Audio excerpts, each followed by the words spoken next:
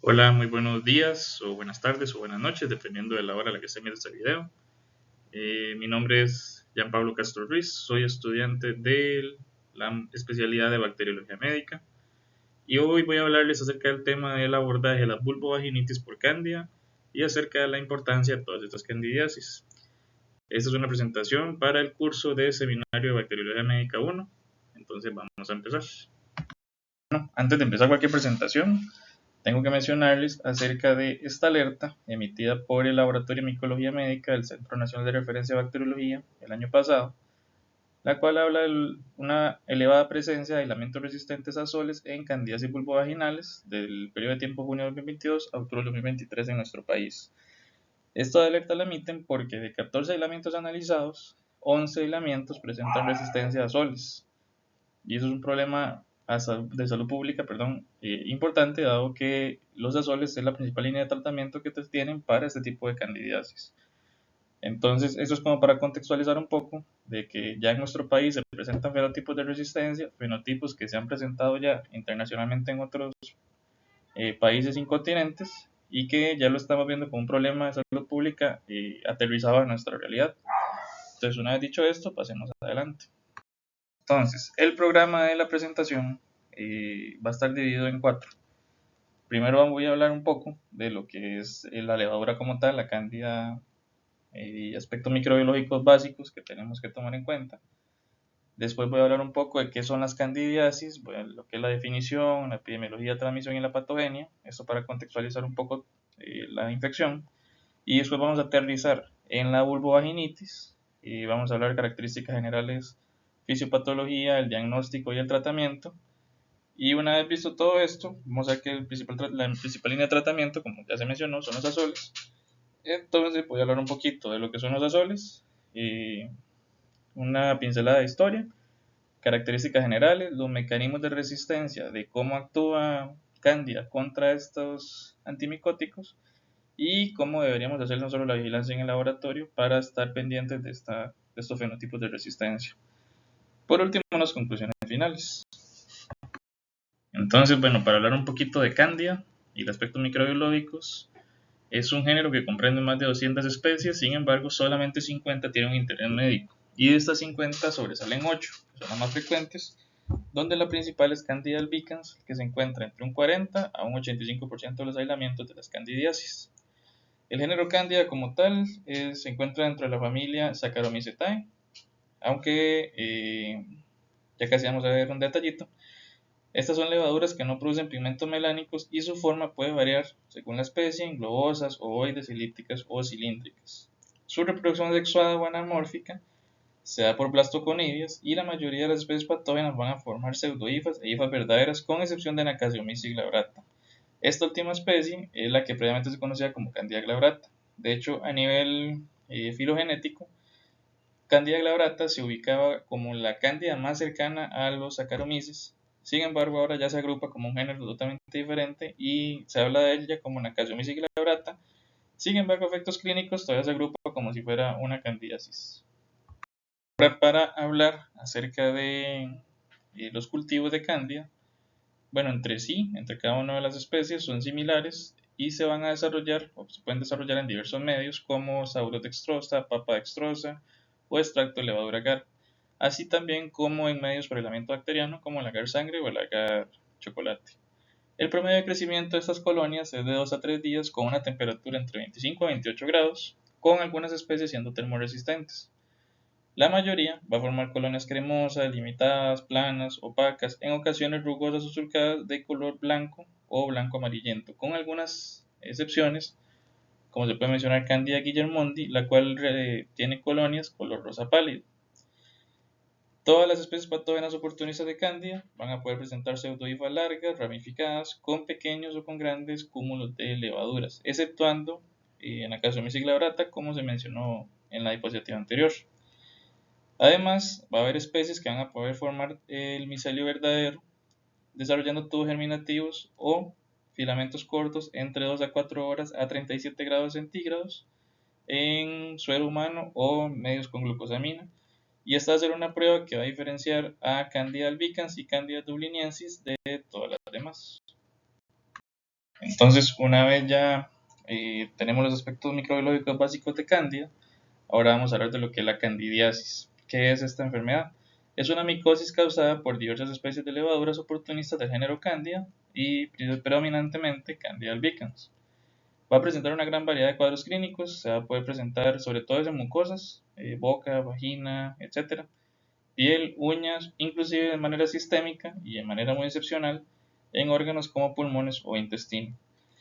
Las especies más frecuentes que se van a poder encontrar, como se mencionó previamente, Candida albicans hasta un 80% de los casos. Sin embargo, tenemos a encontrar Candida tropicalis, Nacasomyces glabrata, Candida dubliniensis, Candida parapsilosis, Candida ortopsilosis, Candida metapsilosis, Candida krusei, Candida famata, Candida guillermondi y Candida lusitaniae. Bueno, para hablar un poquito de la epidemiología de la candidiasis, hay que mencionar que esta es una enfermedad que es cosmopolita, sin ninguna duda, es la micosis que no se presenta a nivel mundial. Esto es porque Candida es microbiota normal del ser humano. El principal hábitat de esta levadura va a ser el ser humano y algunos animales homeotérmicos. Entonces no se va a aislar ni del suelo ni de detritos vegetales. Cuando se ha encontrado aislamiento en estos sitios, se ha relacionado a una posible contaminación fecal.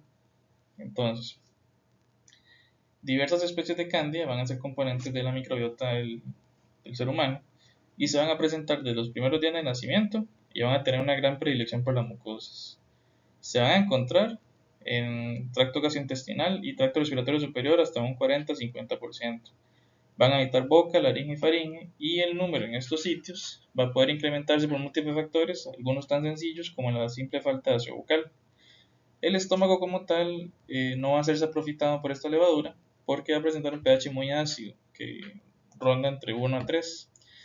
Sin embargo, el intestino delgado y grueso sí va a estar colonizado, por lo que uno puede encontrar estas levaduras en materia fecal y en la región perianal. Entonces, esta microbiota intestinal, no solamente cándida, sino otras levaduras como Saccharomyces o Geotrichum, puede incrementarse con dietas ricas en carbohidratos, sobre todo a partir de frutas. Las mucosas genitales también son saprofitadas y de hecho es parte del tema importante de nuestra presentación.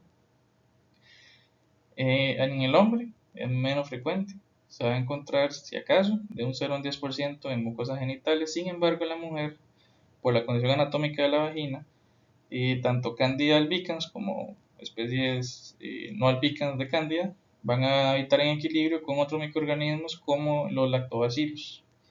En mujeres no embarazadas y dependiendo de los hábitos higiénicos, de si tienen dispositivos intrauterinos, tratamientos anticonceptivos orales, entre otros, se habla que se pueden encontrar en un porcentaje de un 5 hasta un 30%. Sin embargo, en mujeres embarazadas, la microbiota de Cándida puede incrementarse desde un 30 hasta un 75%. Esto debido a factores propios del embarazo, como desequilibrios de la flora de la microbiota bacteriana, aumento de glucógeno, cambio en el pH y una disminución de la respuesta inmune. Las diversas especies de Cándida no van a ser frecuentes de encontrarse en piel sana, aunque se les han podido encontrar en región perianal, interdigital y umbilical. Esto sobre todo es cuando hay una dermatosis, que hay un daño a nivel de la piel y por eso es que puede aumentarse la microbiota cándida en esta zona. Como tal, cándida no es parte de la microbiota normal de uñas y el aislamiento va a indicar una infección. En vías respiratorias superiores y urinarias se va a encontrar muy frecuentemente. Entonces, en relación a la edad, la candidiasis se va a presentar en todas las edades, va a ser común en lactantes, la cual se va a originar por infecciones de las mucosas durante el parto, sobre todo cuando la madre cursó con candidiasis vulvovaginal en el último trimestre del embarazo. En los adultos se va a encontrar principalmente entre la tercera y la cuarta década de vida, aunque en ancianos es frecuente, esto relacionado por procesos o enfermedades concomitantes. El padecimiento va a afectar a ambos sexos por igual, solamente los casos genitales que van a ser más frecuentes en la mujer, por como ya se mencionó, las condiciones anatómicas propias de la vagina. Entonces, bueno, en relación a la transmisión de la candidiasis, esta, al ser parte de la microbiota normal, puede presentarse de forma endógena favorecida por algún factor de predisposición del paciente. Sin embargo, también va a haber la vía exógena, en donde se puede encontrar cuando hay una introducción de grandes inóculos de levaduras a través de catéteres y jeringas no estériles en caso de drogadicción o hospitalización, o bien por catetería. Algunas levaduras, como Candida parapsilosis o Nacasomyces glabrata, pueden generar infecciones exógenas nosocomiales, principalmente en niños hospitalizados. En pacientes masculinos, la balanitis por Candida muchas veces puede ser consecuencia de relaciones sexuales, por lo que este tipo de candidiasis se considera exógena y adquirida por transmisión sexual. Sin embargo, la ruta más normal va a ser la vía endógena, al ser microbiota normal del ser humano.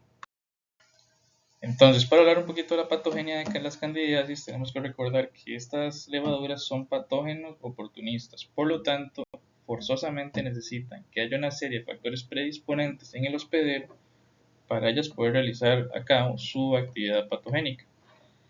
Entonces, como se mencionó previamente, la principal vía de infección es vía endógena y se va a dar casi siempre atribuible a dos procesos. El primero de ellos es el desequilibrio de la microbiota bacteriana, que va a favorecer el incremento de levaduras de Candida, lo cual puede ser por cambios en el pH, acumulación de nutrientes como glucógeno o bien disminución de la microbiota bacteriana por uso de antibióticos. El segundo proceso es que se presenta alguna enfermedad que vaya a interferir con la respuesta inmune, sobre todo a nivel celular. Por ejemplo, algún defecto en el número de función de los leucocitos polimorfonucleares o los linfocitos T y B. Entonces, en el desarrollo del padecimiento de la candidiasis van a influir una serie de factores que tienen que actuar de manera coordinada y los más importantes serían la adaptación al pH, dado que las diversas especies de Candida tienen una gran adaptación a diversos medios y sustratos, gracias a dos genes, PHR1 y PHR2, que se van a activar o inactivar de acuerdo a las condiciones del medio. Y también otro mecanismo son las adhesinas, las cuales se van a unir a proteínas del hospedero. Algunas importantes son la ALS1P, la ALS5P.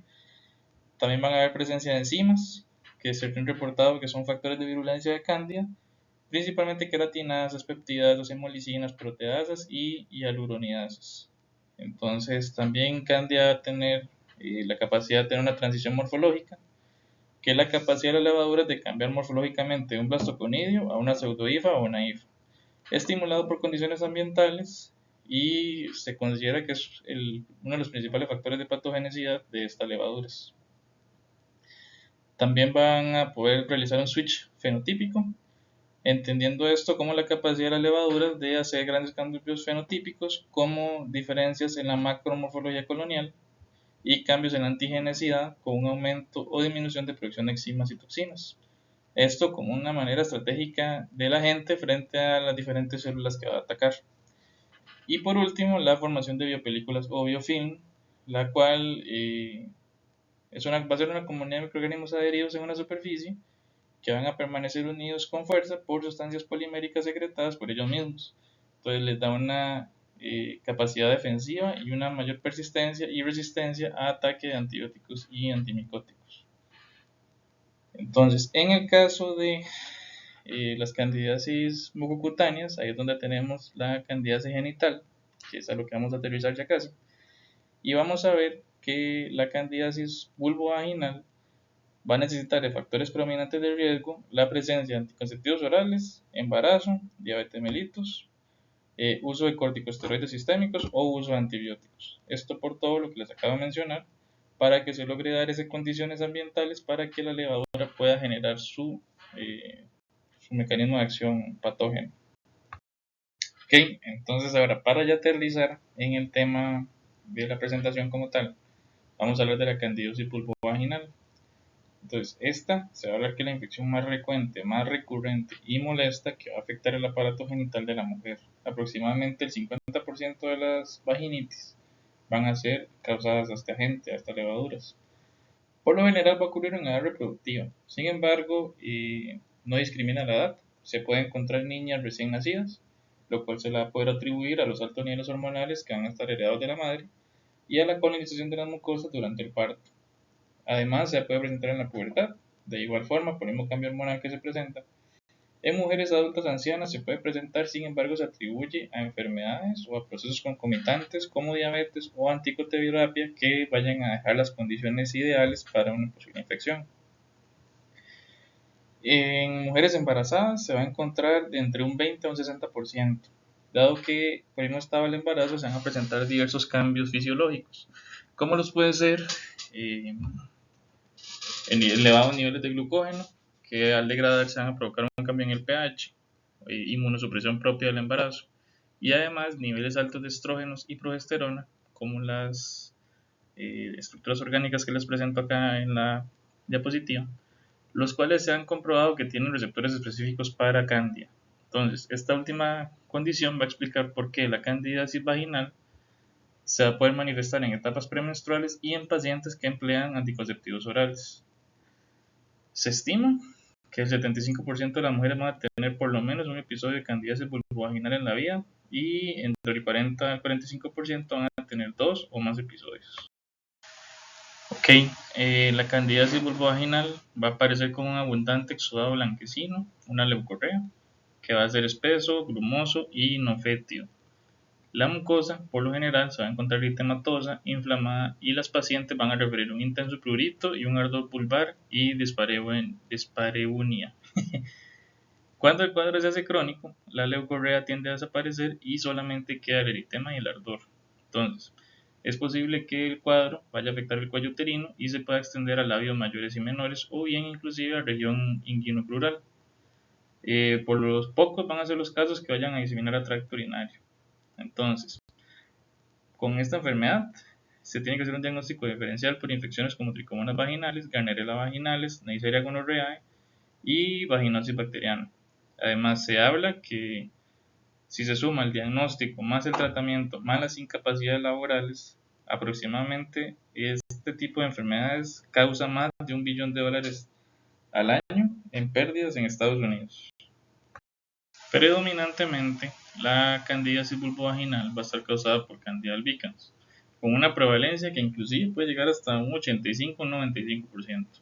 Sin embargo, las infecciones por otro tipo de levaduras como Candida tropicales, Acaricomyces glabrata, Candida krusei, Candida parapsilosis, Candida kefir y Candida lucitinae se han empezado a reportar inclusive con una elevación constante. Entonces, una candidiasis vulvovaginal diferente, digamos, por cándidas que no son albicans, es clínicamente indistinguible de una vaginasis por Candida albicans.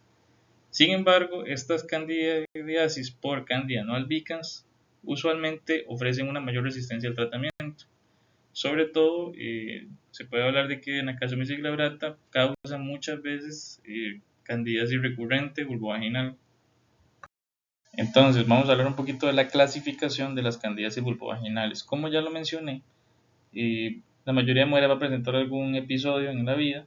Sin embargo, algunas van a presentar 2 o más episodios. Entonces, se realiza una clasificación para más o menos entender la sintomatología, la clínica y el agente etiológico que vamos a tener en la infección. Entonces, en los casos de la de la candidiasis vulvovaginal no complicada, vamos a decir que estos son casos que tienen que ser esporádicos e infrecuentes, además con una sintomatología ligera a moderada, y además que el principal patógeno asociado sea Candida albicans probablemente, y además en mujeres que no están inmunocomprometidas, o sea que sean inmunocompetentes. En estos casos se va a hablar de una candidiasis vulvovaginal no complicada. Ahora, ¿cuándo vamos a hablar de una candidiasis vulvovaginal complicada? Esto va a ser en casos donde haya una candidiasis vulvovaginal recurrente o que la candidiasis, la sintomatología sea severa, y además que sea por especies diferentes a Candida albicans, y que la mujer tenga factores de riesgo como diabetes, condiciones inmunocomprometedoras como una infección por HIV, o bien que tengan terapia inmunosupresiva con corticosteroides. Entonces, en estos casos vamos a hablar de una candidiasis complicada. Cuando yo mencioné la candidiasis recurrente vulvovaginal, no lo describí. Entonces, en este caso, se describe como que una candidiasis vulvovaginal recurrente son los casos donde hay hasta 4 o más episodios de candidiasis vulvovaginal sintomática en un año. Más o menos esto afecta a un 5% de mujeres o menos. Entonces, la patogénesis de esta candidiasis recurrente no está muy bien entendida, ya que muchas veces las pacientes que lo presentan no tienen sintomatología de fondo o alguna condición o morbilidad que vaya a poder asociarse. Sin embargo, la mayoría de especies que se ven asociadas a este tipo de cándida van a ser cándida no albicans, como Nacasiomitis glabrata, donde esta se ha visto hasta un 10 o un 20% de las mujeres con candidiasis recurrente vulvovaginal. En estos casos, la terapia antimicótica no va a ser tan eficaz, ya que así lo vamos a ver. Y por otro tema que no mencioné, cuando hablo de sintomatología severa de vulvovaginitis por cándida, vamos a hablar que es que tiene que haber un eritema extensivo vulvar y formación de fisuras que se van a asociar a una menor respuesta al tratamiento en pacientes que vayan a estar con tratamiento oral o en dosis cortas de tratamiento tópico. Entonces, para hablar un poquito de la fisiopatología de la enfermedad, tenemos que tener claro que tiene que ocurrir dos procesos para que inicie la enfermedad. Tiene que haber un desequilibrio de la microbiota vaginal normal y una respuesta inflamatoria contra la levadura. Se necesitan estos dos factores para poder hablar de que va a haber una posibilidad de una enfermedad candidiasis vulvovaginal. Entonces, en primer lugar, para hablar del desequilibrio de la microbiota normal vaginal, tenemos que tener claro que la microbiota vaginal normal de la mujer va a estar dominada principalmente por lactobacilos. Entonces, los lactobacilos van a producir ácido láctico y van a producir otros ácidos orgánicos que van a contribuir a un pH bajo dentro de la cavidad vaginal. Un pH menor de 4.5 va a inhibir la formación de micelio en el caso de las levaduras como Candida albicans. Por lo tanto, va a impactar directamente la adhesión y la invasión de estas levaduras. Adicionalmente a los ácidos orgánicos y al pH que disminuyen los lactobacilos, también van a poder producir bacteriocinas y peróxido de hidrógeno, los cuales van a tener un efecto directo antifúngico contra las levaduras. Adicionalmente, como un último mecanismo de acción de defensa que tienen estas bacterias, es que van a competir por los sitios de acción en la mucosa. Entonces, los lactobacilos van a reducir la adhesión de Candida albicans a las superficies del epitelio y por lo tanto van a disminuir la posibilidad de una posible candidiasis vulvovaginal. Entonces, si hay una disturbación de la microbiota vaginal, tanto en su composición o bien una reducción de los niveles de lactobacilos, ya sea por ejemplo por antibióticos, entonces se va a incrementar la carga fúngica y se va a aumentar la filamentación. Por lo tanto, se explica el link que existe entre el uso de antibióticos con la candidiasis vulvovaginal. Entonces, como les mencionaba, cuando hay una disturbación en la colonización de lactobacilos a nivel de epitelio vaginal, entonces se va a tener una predisposición para una posible infección por cándida. Y en relación con la respuesta inflamatoria contra la levadura, bueno, la infección de las células epiteliales vaginales por Candida albicans se va a caracterizar por adhesión, invasión y producción de daño. Entonces, la respuesta de las células epiteliales vaginales va a depender tanto de la formación de micelio como de la carga fúngica, de la carga de microorganismos que haya. Entonces, para que exista una respuesta inflamatoria deseada, es esencial la transformación de levadura a IFA, es decir, la que haya producción de micelio. Al menos esto en modelos murinos donde se ha investigado. Además, se ha visto que hay un incremento en la filamentación en mujeres con candidiasis vulvovaginal comparada a pacientes asintomáticos. Entonces se asocia que la presencia de micelio y pseudomicelio va a favorecer también la presencia de tanto la clínica como la persistencia de la candidiasis vulvovaginal. Entonces, esta inflamación además va a depender de proteasas que van a ser propias de la levadura, además de la toxina, por ejemplo, la candidalicina, la cual no solamente va a provocar daño, sino que también induce una respuesta dependiente del inflamosoma en el epitelio vaginal de la mujer. Esto se asocia más o menos como a las mismas interacciones que tiene Candida albicans en el epitelio oral, salvando ciertas diferencias. Entonces, las células epiteliales vaginales van a responder ante esta infección con producción de alarminas y producción de citoquinas proinflamatorias, las cuales van a inducir la migración de neutrófilos, que en parte va a ser responsable de toda la provocación de la sintomatología clínica, como la leucorrea que se estaba mencionando previamente. Y se ve que de hecho estos neutrófilos reclutados fallan en reducir la carga fúngica de levaduras que se va a ver en el epitelio vaginal. Además de los antibióticos, en el caso de la reducción de la microbiota normal de lactobacillus, otro factor importante van a ser los estrógenos, porque un alto nivel de estrógenos va a estar asociado como un factor de riesgo elevado para una candidiasis vulvovaginal o bien para un establecimiento de candidiasis vulvovaginal.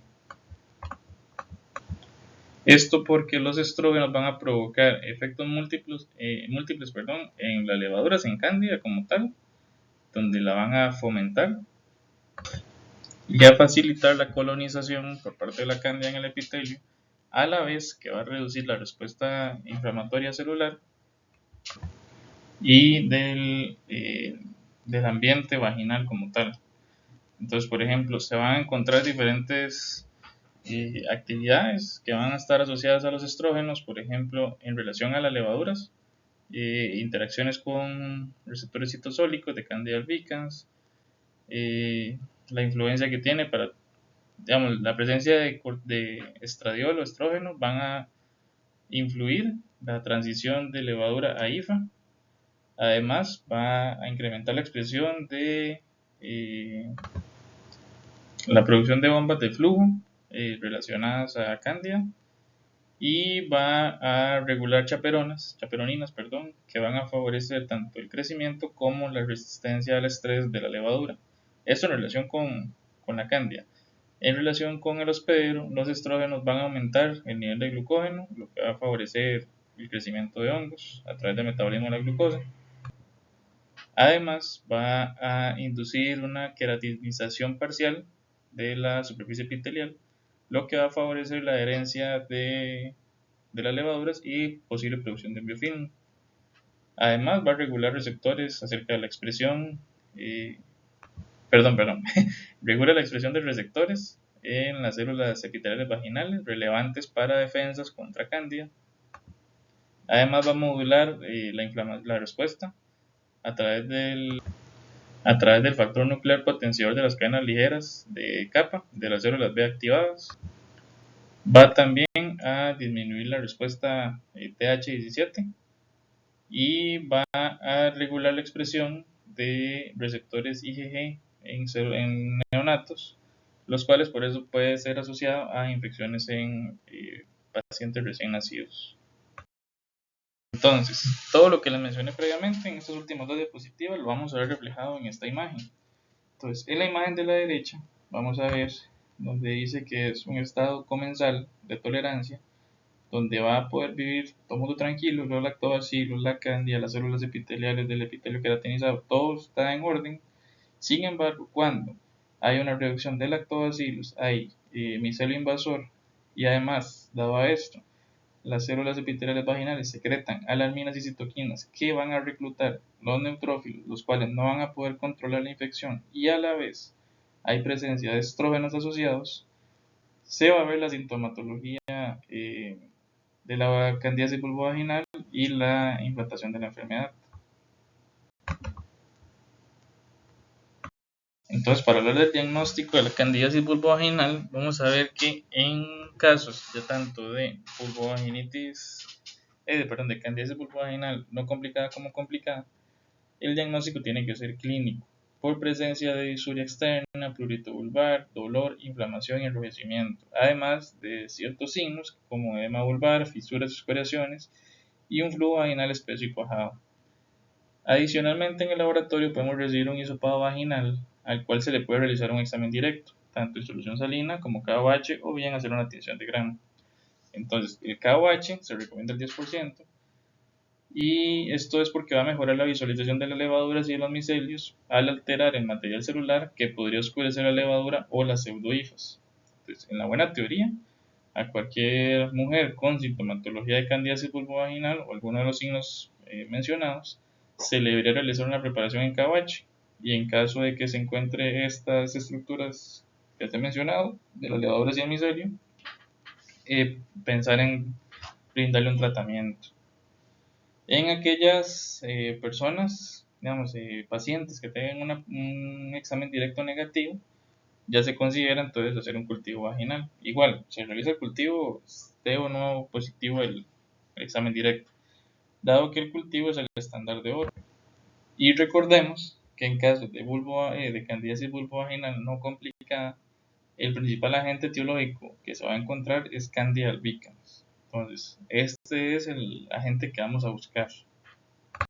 En relación con el diagnóstico de la candidiasis vulvovaginal complicada, va a ser, como ya lo mencioné antes, igual con la clínica, con el examen directo. Sin embargo, como se mencionó previamente, la candidiasis vulvovaginal complicada va a estar asociada a especies de Candida no albicans. Por lo tanto, es obligatorio casi que realizar un cultivo microbiológico para confirmar esta identificación de cándidas que no son albicans y que están generando este cuadro vulvovaginal. Principalmente se habla acerca de Anacasiomitis glabrata, que como es una levadura que no va a generar la hifa ni la pseudohifa, no se va a reconocer tan fácilmente en la microscopía. Entonces puede que veamos una levadura, no le pongamos atención pensando que es un colonizante, y al no haber producción de micelio, que como lo hemos mencionado es importante. Sin embargo, en este agente se puede encontrar candidiasis vulvovaginal a pesar de que no haya producción de micelio. Por lo tanto, es necesario identificar estas levaduras, porque en un caso donde haya una Anacasiomitis glabrata en el hisopado vaginal de una persona con los signos asociados a una vulvovaginitis complicada, entonces podríamos hablar de que el tratamiento como tal va a estar más complicado y la posibilidad de vulvovaginitis recurrentes. Bueno, se me olvidó mencionar de la diapositiva anterior que pruebas moleculares para diagnóstico e identificación de levaduras para candidiasis vulvovaginales no están aprobadas por la FDA. Entonces, por el momento, lo que se hace es identificación, que prontamente en la presentación lo vamos a ver. Ahora, para hablar del tratamiento, vamos a hablar que si es una candidiasis vulvovaginal no complicada, se escoge un tratamiento tópico de corta duración, de dosis única, regímenes de 1 a 3 días, y se asume que esto es suficiente. Los azoles van a ser el principal tratamiento de elección. En la buena teoría, del 80 al 90% de los pacientes que completan el tratamiento van a tener cultivos negativos. Entonces, como vemos en el cuadro de la derecha, esos son los principales agentes recomendados para el tratamiento, que vemos desde el clotrimazol, miconazol, ticonazol, fluconazol, en diferentes concentraciones, en diferentes duraciones, de acuerdo al tipo de infección o de acuerdo a cómo se estén prescribiendo. Entonces, como lo vemos, son las principales líneas de tratamiento, y como lo vamos a ver más adelante, es ahora un problema de salud pública, dado que la resistencia a soles se está viendo cada vez más elevada. Ahora, para hablar del tratamiento en las candidiasis vulvovaginales complicadas, es necesario hacer como la diferenciación entre los recurrentes y las severas. Entonces, en las candidiasis vulvovaginales recurrentes, las terapias antimicóticas no van a ser tan efectivas con la Candida albicans versus contra Candida no albicans. Por lo tanto, si es una infección por Candida albicans recurrente, se habla que estas responden bien a tratamiento corto, ya tanto oral o tópico, de azoles. Sin embargo, se recomienda una mayor duración o una mayor concentración del fármaco para poder controlar y tratar de tener una remisión micológica de la gente y no volver a cursar con una candidiasis recurrente. Entonces, el principal agente de tratamiento va a ser fluconazol oral semanal durante 6 meses. Ahora, si no se puede, por alguna razón específica del paciente, tener este antimicótico oral, entonces se recomienda tópico, pero de uso intermitente.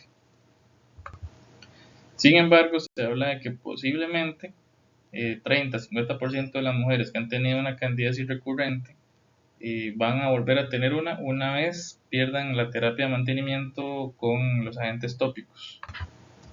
Por lo tanto, pacientes sintomáticas que tengan cultivos positivos a pesar de uso tópico de antimicóticos de mantenimiento deberían consultar con especialistas para cambiar su esquema terapéutico. En el caso de la candidiasis vulvovaginal severa, se va a recomendar tratamientos de corta duración de terapia oral tópica, y lo que se recomienda es de 7 a 14 días de azoles tópicos o 2 dosis de fluconazol oral de 150 miligramos. Estas 2 dosis tienen que ser secuenciales, una segunda dosis después 72 horas después de la primera. Ahora, para candidiasis no albicans, lo que se recomienda son terapias de mayor duración, como una severa de 7 a 14 días, con un azol oral o tópico que sea diferente del fluconazol, o bien 600 miligramos de ácido bórico en una cápsula de gelatina administrado diariamente durante 2 semanas. Con eso es lo que se recomienda para el control de candidiasis no albicans. Bueno, ya entendiendo toda la patología asociada a cándida y el diagnóstico y tratamiento de la candidiasis vulvovaginal, vemos que la principal línea de tratamiento son los azoles. Ahora, ¿cuál es el problema? Los azoles se ha presentado una múltiple resistencia como la que les presenté en la alerta al inicio de la clase, donde se encuentran levaduras con resistencia ante esta línea de tratamiento, lo cual entonces complica todo el seguimiento y tratamiento que hay que darle a estos pacientes. Entonces, voy a hablar un poquito de los azoles para contextualizar y ya después vamos a ver mecanismos de resistencia y cómo lo vamos a vigilar en el laboratorio. Entonces, los azoles se comercializaron por primera vez en 1969, el clotrimazol y el miconazol, como alternativas para la grisofulvina y la nistatina en infecciones cutáneas y mucocutáneas causadas por dermatofitos y por cándida. Entonces, se dieron cuenta después, en 1981, cuando se prueba el ketoconazol oral, que es una alternativa a la anfotericina B. Sí que para el ketoconazol presenta efectos adversos por una hepatotoxicidad intensa y disminución en los niveles de testosterona y cortisol. Entonces, es después hasta el año 1990 donde surge el fluconazol oral e intravenoso, que es un triazol con perfil de seguridad y aplicación clínica mejor que el ketoconazol, y que incluye la acción de fluconazol contra cándida, contra criptococos y contra hongos dimórficos. Entonces, este sería como nuestro principal agente. Con los azoles se dieron cuenta que esa es una alternativa mucho más segura a la anfotericina B, presenta menos nefrotoxicidad, reacciones a la infusión y trastornos electrolíticos. Ya después, eventualmente, en la línea del tiempo, en el 2002 se surge el voriconazol oral intravenoso, esto buscando vías alternativas de tratamiento contra hongos como Fusarium. En el año 2006 surge el posaconazol, la cual tiene un espectro adicional al voriconazol de acción contra hongos mucorales. Y ya por último, el último triazol aprobado es el isavuconazol, que se está usando como una alternativa para la mucormicosis. Entonces, ¿Qué son los azoles? Los azoles es un grupo heterogéneo de antifúngicos que van a compartir la característica de un anillo imidazólico libre unido mediante un enlace de carbono-nitrógeno a otros anillos aromáticos, según los cuales van a haber cambios en las propiedades físico-químicas, efectos terapéuticos y toxicidad. Entonces, de acuerdo al número de nitrógenos que tenga el anillo, se van a dividir en dos grupos. El primero van a ser los triazoles, los cuales van a tener 3 nitrógenos en el anillo principal, van a incluir el fluconazol, itraconazol, boriconazol, posaconazol e isabuconazol. Y va a estar el grupo de los imidazoles, los cuales van a tener 2 nitrógenos en la estructura del anillo y van a corresponder al miconazol, al ketoconazol y al clotrimazol.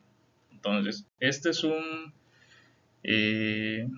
antimicóticos van a ser fungistáticos. Ya les voy a explicar el mecanismo de acción. Entonces, para entender la acción antimicótica de los azoles, tenemos que entender que ellos atacan la pared celular de los hongos. La pared celular les va a conferir a los hongos la propiedad de plasticidad, además de control de permeabilidad, y funciona como una armadura que los va a defender de cambios osmóticos. Entonces, la integridad de esta pared va a depender de los esteroles que la conforman, como el ergosterol, el cual es el componente lipídico principal. Este va a favorecer la acción de la quitina sintetasa, que es la que se encarga del crecimiento y división celular fúngica. Entonces, los azoles triazoles, como el fluconazol, van a inhibir la 14-alfa esterol de metilasa dependiente citocromo P450, cuya función es unir los precursores del ergosterol conduciendo al acúmulo de estas moléculas precursoras que incluyen los 14-alfa metilados como el anosterol, 4,14-dimetilsimosterol y 24-metilendihidrolanosterol, lo que va a conducir finalmente a la formación de una membrana plasmática fúngica con una alteración estructural y funcional.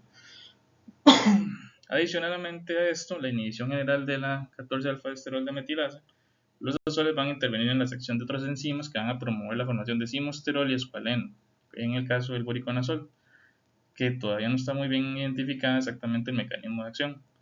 El fluconazol y el itraconazol van a interrumpir además la reducción de octucifolión a octucifoliol, lo que va a originar el acúmulo de precursores de esteroles metilados. Entonces, los azoles van a tener una actividad fungistástica, donde ellos van a alterar esta pared celular fúngica.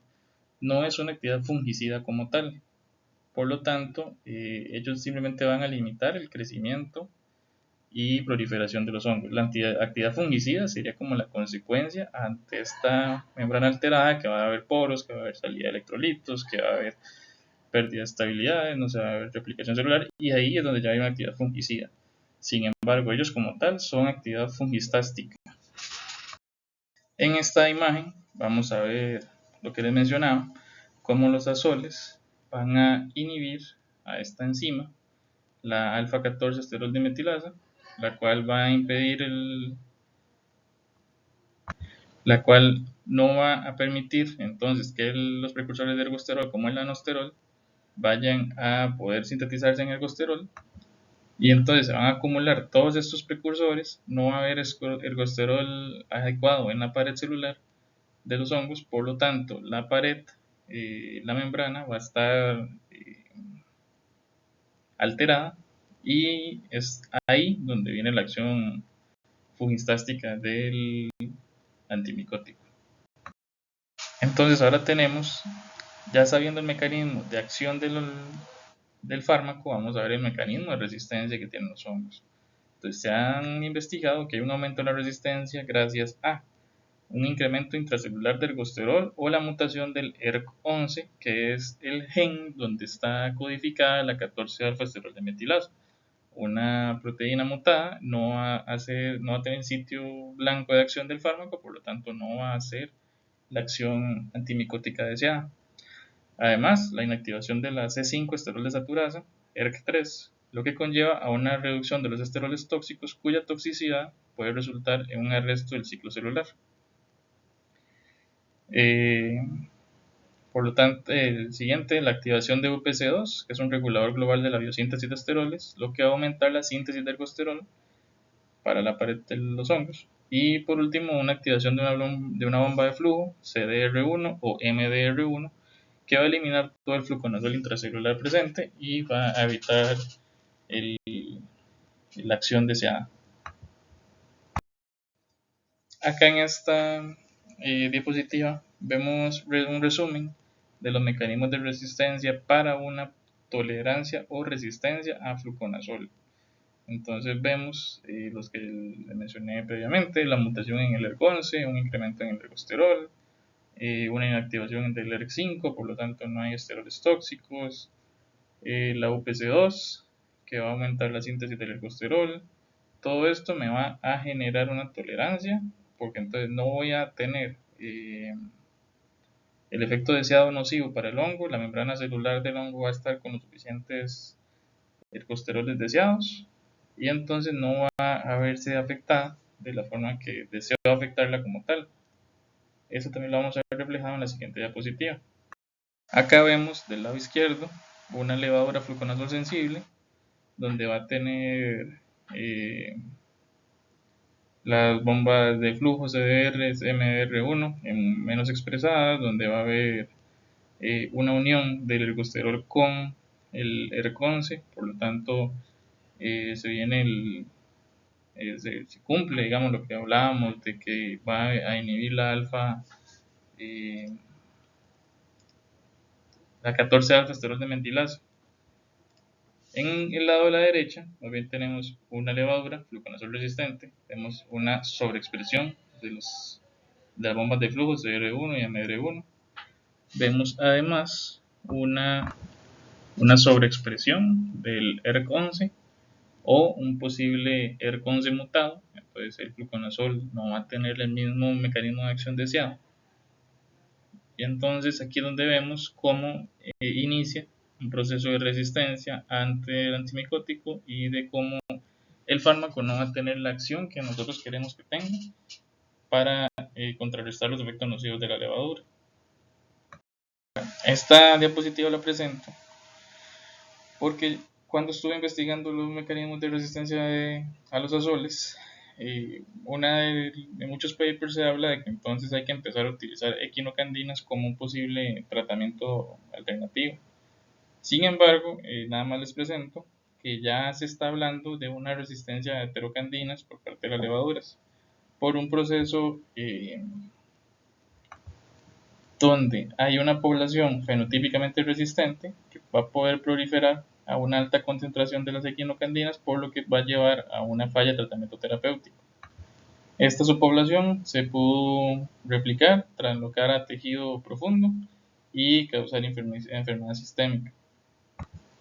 Entonces, tampoco podemos asumir que las equinocandinas son la pomada canaria y que ya con eso tenemos la situación solucionada, porque también hay que ponerles atención de que eventualmente pueden llegar a comprometer la salud pública, así como en este momento está pasando con los azoles, donde se presentan fenotipos de resistencia mucho más común de lo que antes teníamos contemplado. Para hablar un poquito de la epidemiología de esta resistencia que les he mencionado, desde la primera diapositiva les mencioné la alerta que tiró la incienso acerca de la resistencia a sol en especies de cándida. Vamos a ver en este gráfico, se ven la cantidad de papers donde se ha reportado resistencia a cándida parapsilosis desde el año 2012 hasta el año 2022 por año. Entonces vemos que la cantidad de publicaciones ha ido en un aumento exponencial, básicamente, y posiblemente va a seguir así, donde estemos hablando de una resistencia global de cándida parapsilosis, pues en este caso específico, el del artículo que lo busqué. Entonces se habla de que ya no es solamente un problema aterrizado o circunscrito en algún lugar en especial, sino que ya está siendo un problema a nivel internacional, donde esta resistencia se está viendo muy prevalente. En en esta otra imagen vamos a ver los porcentajes de resistencia de ciertas levaduras a nivel mundial, al menos de las que se han reportado, porque tiene que haber un subregistro muy grande. Por ejemplo, no sé exactamente, a ciencia cierta, desde cuándo es que tenemos levaduras resistentes a fluconazol en Costa Rica. Sin embargo, fue hasta el año pasado que la INCENSA tiró la alerta, y fue interesante porque de hecho de los 14 aislamientos, 11 aislamientos fueron de laboratorios privados, es decir, de la caja solamente 3 aislamientos se tamizaron, porque no es común o no era común antes de dicha alerta, tamizar con PCA las levaduras obtenidas a menos de que fueran aislamientos de hemocultivos o líquidos estériles. Pero ya casi vamos a hablar de eso. Entonces, en cuanto a los datos reportados, vemos que hay de Candida albicans una resistencia en Estados Unidos de 0.5 al 2%, de Candida tropicalis de 4 al 9%, de Candida parapsilosis de 2 al 6%, de Nacasaomyces glabrata del 11 al 13% y Candida auris, que esta es un patógeno más nosocomial, de casi 92% en resistencia a azoles. Y en el gráfico vemos la resistencia reportada de Candida parapsilosis en diferentes países y de acuerdo al porcentaje de prevalencia reportada. Entonces, para vigilar esto en el laboratorio, el EUCAS y el CLCI plantean un método de referencia que es la microdilución en caldo. Entonces, la microdilución en caldo para el CLCI va a ser utilizar placas de microdilución de 96 pocillos con 100 microlitros de diluciones cereales del antifúngico a ensayar en medio RPMI 1640 con 0.2% de glucosa. A estos pocillos se le agregan 100 microlitros de inóculo, se incuba a 35 grados con una lectura a las 24 y las 48 horas y se reporta una CMI igual a la dilución del antifúngico que muestra la inhibición del 50% o más.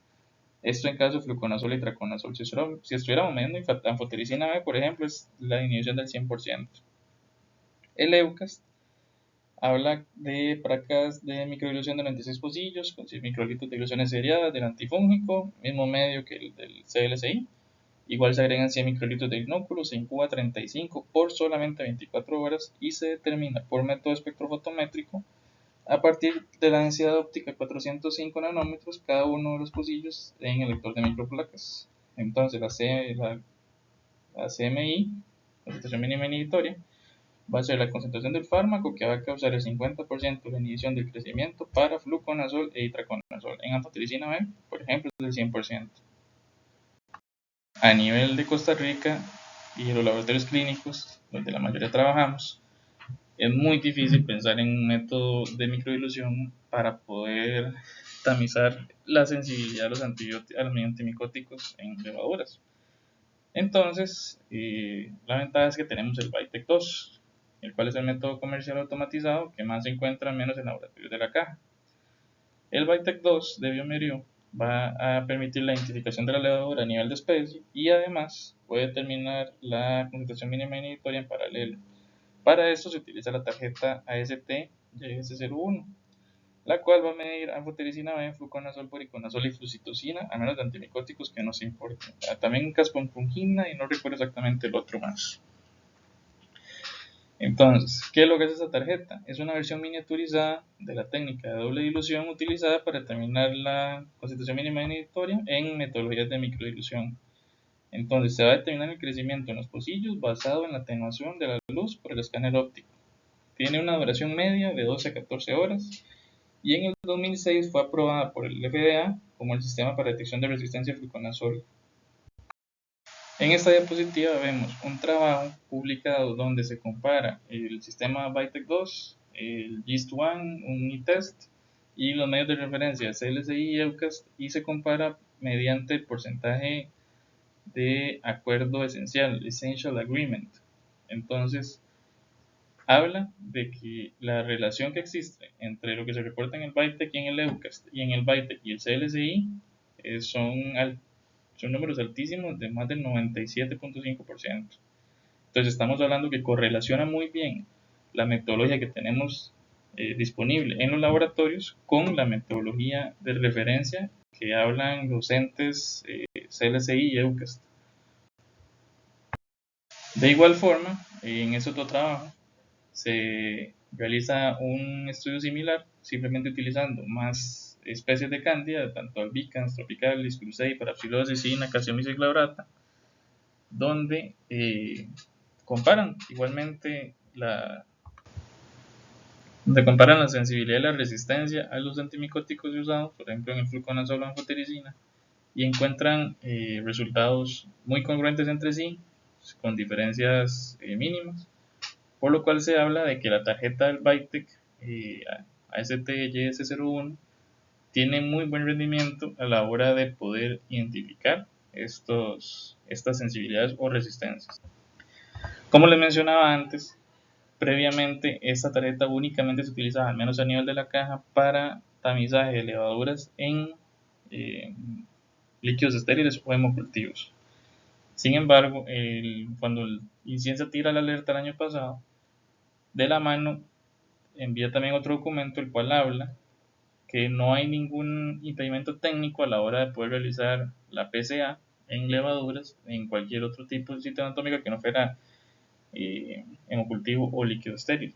Entonces el Inciensa incita a que nosotros, como parte de los laboratorios clínicos, que a fin de cuentas la sección de bacterias es la que realiza ese tipo de metodologías, entonces ante la presencia de una cándida, una levadura en una muestra, un hisopado vaginal de una paciente con clínica compatible con candidiasis vulvovaginal, realizar este tamizaje de la PSA con idea nada más de epidemiológicamente hablando de ver cómo va la resistencia en nuestro país, y a la vez, en caso de que la levadura sea resistente, entonces que el médico lo sepa para que la terapia antimicótica no vaya a ir hacia un fallo terapéutico, sino que se le cambie ya sea la duración o la concentración de la misma para poder favorecer el ambiente necesario para poder eliminar la infección.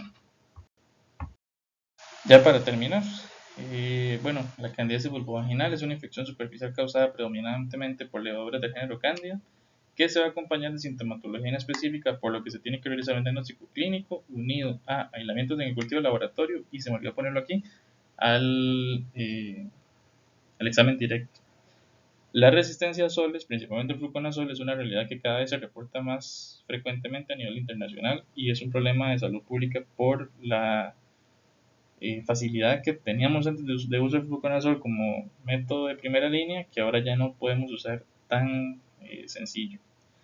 El uso de quinocandinas puede llegar a ser eficaz para el tratamiento de vulvovaginitis por cándida, sin embargo ya se pueden reportar fenotipos de resistencia, por lo cual se tiene que estandarizar bien el uso de esos antimicóticos. Las tarjetas YS01 son congruentes con los métodos del CLSI del Leucast y van a tener valores de acuerdo muy altos entre sí, por lo que se recomienda también a cualquier levadura de una candidiasis vulvovaginal para tener un perfil de resistencia.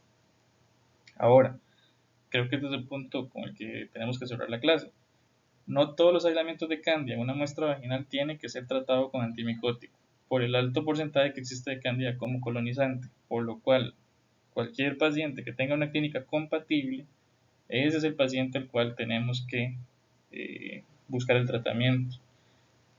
Entonces, la clínica del paciente tiene que ser una guía y un apoyo, además de los cultivos bacterianos, además del frotis directo, además de la PSA en la tarjeta, y ya con todo eso tener los suficientes datos para darle al médico, darle al clínico las suficientes herramientas para evitar un fallo terapéutico en la terapia para dicha paciente. Bueno, acá les presento las referencias utilizadas para realizar este trabajo y les agradezco muchísimo la atención brindada. Espero que tengan muy feliz día. Hasta luego. Pura vida.